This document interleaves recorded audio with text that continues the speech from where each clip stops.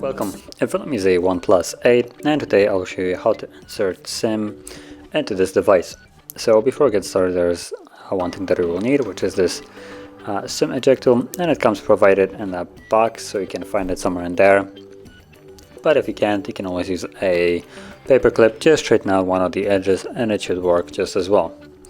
So from there you want to pop out the tray, which is located on the bottom of the device, so right over here. And you'll see that it pops out, and from here you have space for two different SIM cards. Now I'm just going to insert one, but basically you put the same one exactly the same way, just on the other side. So as you can see, this one is in here and the other one will just go over here.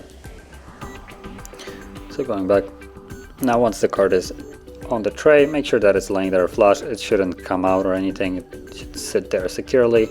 So from there just slide it back into the phone and we should have a pin. There we go.